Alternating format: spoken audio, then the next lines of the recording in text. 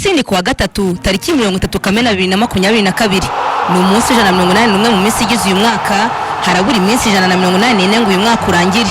Uyu wa gatatu ni wa 26 kuva 2022 itangiye, turi mu cyumweru cya 27 mu byumweru bizaranga uyu mwaka. Zaho ibyabaye ku itariki nk'iyi mu isi ya siporo, tukakugezaho namwe mu basportifu baba baravutse ku itariki nk'iyi. Abo uyu munsi rero tugiye kubahera kuri Mike Tyson, yavutse ku itariki nk'iyi mwaka w'1936. Uyu munsi yujuje imyaka 56. Uyu ni umunyamerika waza akina umukino w'iteramakofe, wavukiye mu mujyi wa New York. Mike Tyson mu buzima bwe yarwanye imikino 58, yatsinze imikino 50, harimo 44 yatsinze ahohereje abo barwanaga. Yatsinzwe imikino 6, imikino 2 ntiyabaye.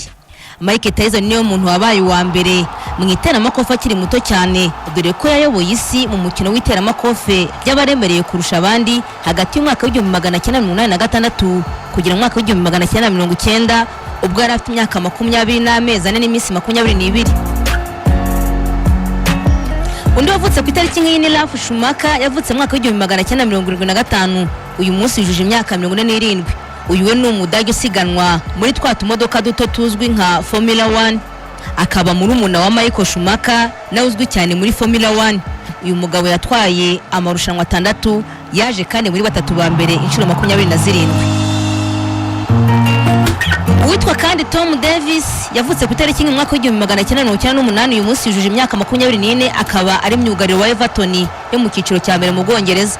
Uyu yarerewe anakurira mu bato ba Everton, akaba yarazamuye mu ikipe nkuru muri Mata 2016 afite imyaka 17 gusa. Nyuma y'imyaka 2 Davis yahawe kuba kapiteni ku myaka ya 20 n'iminsi 60, maze ahitamo umukapiteni ukiri muto muri shampiyona y'Ubwongereza. Yakinnye ikipe y'igihugu y'Ubwongereza mu byiciro byose by'abato, guhera ku batarengeje imyaka 16 kugera ku batarengeje imyaka 21, ntarahamagarwa na rimwe mu ikipe nkuru.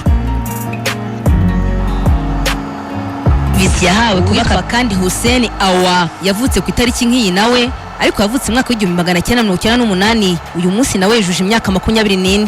Uyu yavukiriye mu Bufaransa n'ahakurira. Ni umukinnyi wo hagati w'ikipe ya Rio. Nta yindi kipe yigeze akina amatari iyi ngiyi ya Rio y'iwabo. Yahereye mu bato bayo 2006 ajya mu ikipe nkuru yayo mu mwaka wa 2016. Kugeza ubu amaze kwakina imikino 136, amaze kubatsindira ibitego 23.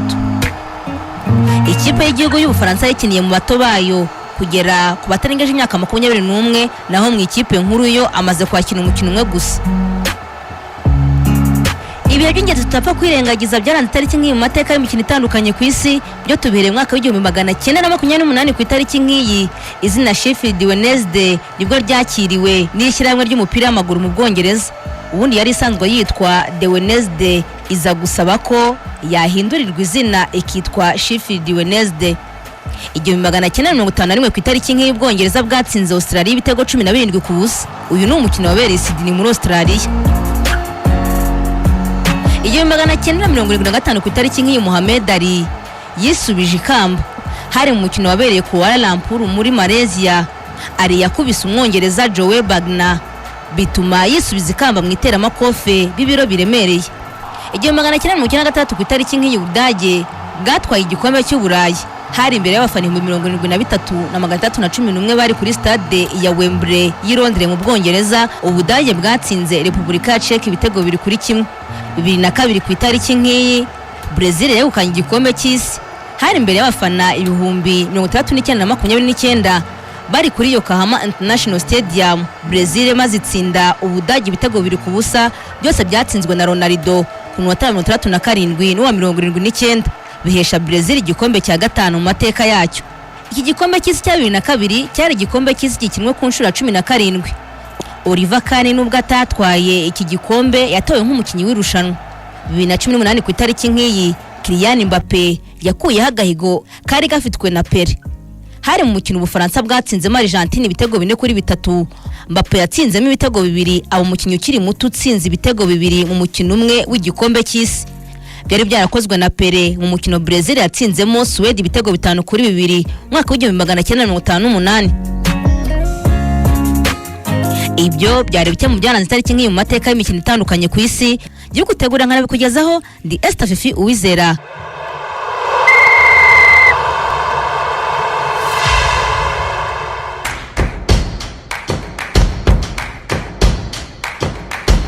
Jungle.